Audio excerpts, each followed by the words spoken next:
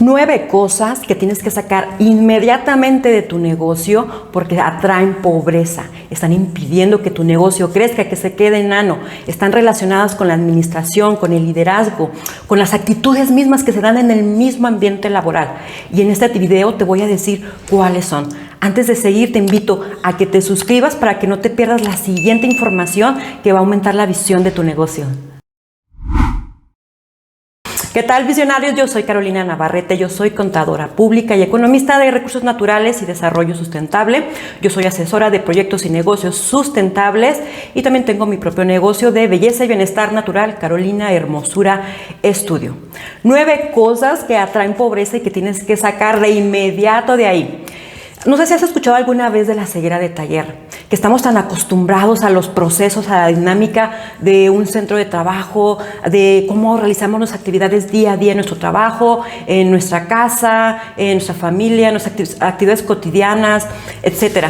Y llega un punto que no nos damos cuenta de que hay errores que podemos corregir. Y es importante, y solamente nos damos cuenta cuando viene una persona ajena a la situación, que observa nuestro trabajo, que observa nuestra dinámica, y esas personas son las que sí se dan cuenta de qué está pasando, qué hace que no funcione, porque nosotros ya estamos justamente con ceguera de taller. Entonces, por eso es importante que otras personas te digan qué es lo que puede estar pasando en tu negocio con base a lo que ellas observan. Y hoy, bueno, yo te voy a dar algunas cosas que generalmente se dan en los negocios y que están impidiendo que sigan creciendo. No importa si es una pequeña, mediana, micro o grande empresa, esto se da. Mira, te los voy a decir, tú me vas a ir comentando en los comentarios, me vas diciendo cuál es la que más te suena a ti, cuál es la que más te ha surgido a ti. Mira, la primera es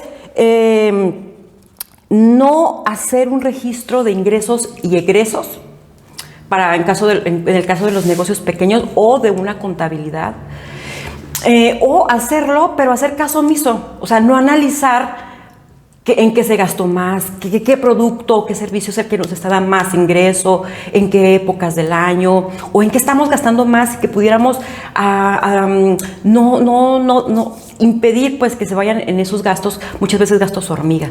Y muchas veces no lo registramos, no nos damos cuenta, no tenemos la magnitud de esos ingresos y egresos, o lo hacemos y no lo analizamos mes con mes.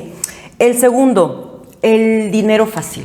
Como dice el dicho, dinero que llega fácil, fácil se va. ¿Sí? Y no me refiero a que pierdas buenas oportunidades de crecimiento para tu negocio, sino me refiero al dinero fácil en cuanto a que es producto pues de la corrupción, de mentiras, de tranzas, de trampas. Olvídate de eso, de que el que no tranza no avanza. Olvídate de eso. La tercera, una falta de atención y seguimiento al cliente. ¿No te ha pasado que a lo mejor compras un producto, un servicio, una comida, una ropa, lo que sea, en un restaurante, en una tienda departamental, y te sale mal el producto, te sale mal el servicio? Y bueno, tú dices, bueno, puede pasar, ¿no? O sea, no todo en esta vida es perfecto. Entonces vas, pides un cambio, una devolución, o que te cambien el platillo, lo que sea. Y lo que más te pesa, o sea, ya ni siquiera es tanto que el producto o el servicio haya salido mal, tú dices, pues lo cambias. No, sino la actitud del cliente o la actitud de la persona que te atiende como si le quisieras, no sé, robar, mentir, que le vale, que te atiende con desdén. Eso es lo peor, ¿sí? Que no les importa, así como que inmediatamente se lavan las manos y te mandan a volar. Entonces, eso no lo hagas en tu negocio, al contrario, cuando hay una queja, una sugerencia, inmediatamente ponle atención al cliente. Quizá va a haber algunas situaciones en que sí, efectivamente hay algunos clientes que se quieren pasar de listos, pero la mayoría de las veces no es así. Y es importante atenderlos, atender a las personas, atender su necesidad y resolvérsela. Ajá.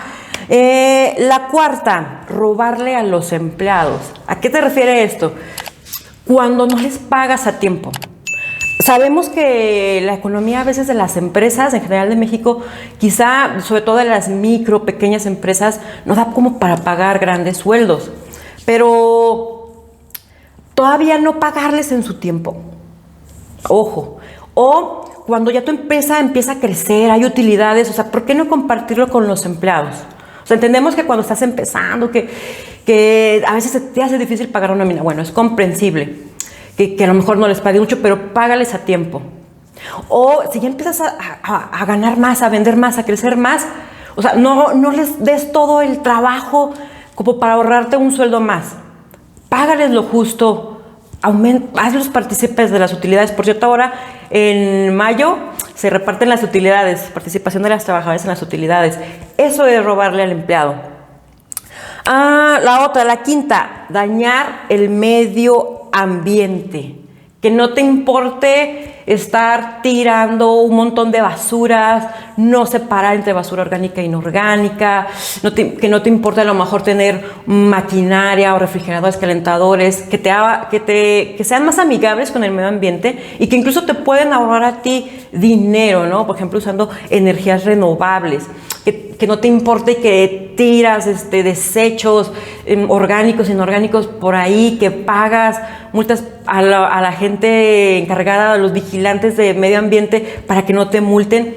Olvídate de eso, o sea, tarde que temprano vas a tener repercusiones ya sea legales o de la misma vida, porque el medio ambiente es parte importante de la responsabilidad empresarial. Y si te fijas, todos estos puntos que hemos visto hasta ahorita tienen que ver con la cuestión económica, con la cuestión social y con la cuestión ambiental. Es decir, estamos hablando de negocios sustentables para que sean exitosos, para que crezcan.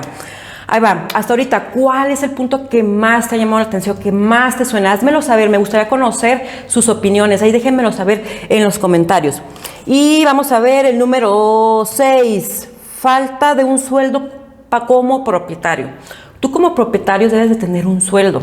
No gastarte todas las ganancias, ¿no?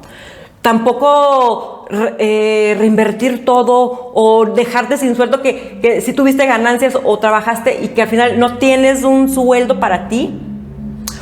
O el extremo de que te gastas todo, no. Asígnate un sueldo. Un sueldo justo, un sueldo competitivo, obviamente, en la medida de las posibilidades de tu negocio, pero asígnate un sueldo. Y lo demás, las demás ganancias, obviamente es dependiendo de tu giro, o sea, o de tu forma, de tu tipo de empresa, pues se reparte entre los socios, se reinvierte, se hace un fondo, etcétera. Pero asígnate un sueldo determinado, que no ganes ni más ni menos de eso.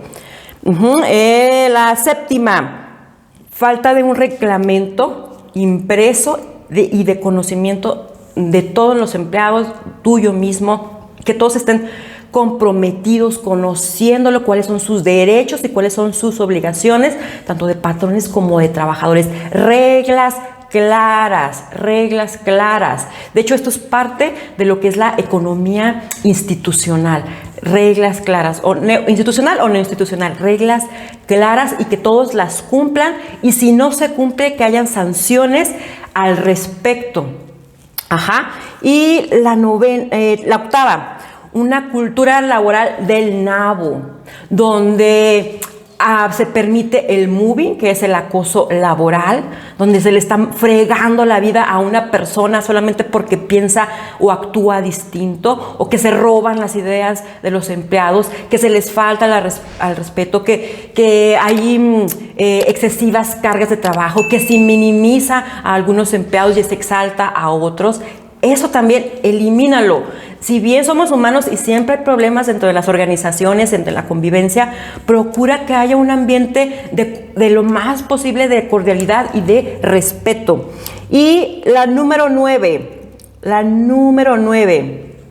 esta es básica, esta es fundamental, es la falta de una planeación adecuada de a dónde quieres ir, de una visión, de una misión, pero no nomás tenerlo ahí escrito y ponerlo en un cuadro y olvidarte de ello, sino realmente impregnarte de esa misión, de esa visión, teniendo objetivos mensuales, anuales, a 5 años, a 10 años, dónde quieres estar en tu negocio, y tener metas específicas y estrategias específicas, haciendo un análisis de tu empresa de cómo vamos a lograr estas metas, estos objetivos.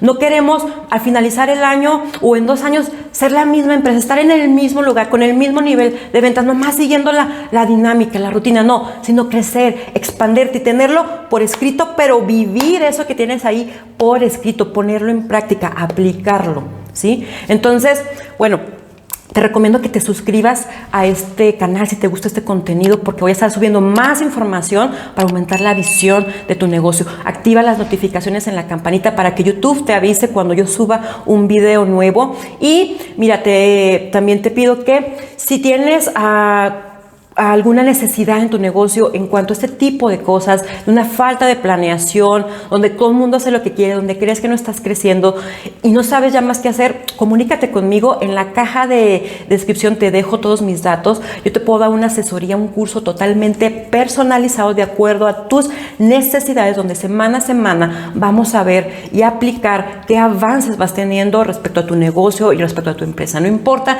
qué tan pequeño sea consideres que sea tu empresa, yo creo que todas las personas tienen derecho a recibir una asesoría de calidad. Entonces, pues muchas gracias por haber llegado hasta este punto del video. Espero haberte aportado y recuerda que un sueño se cumple con la visión correcta.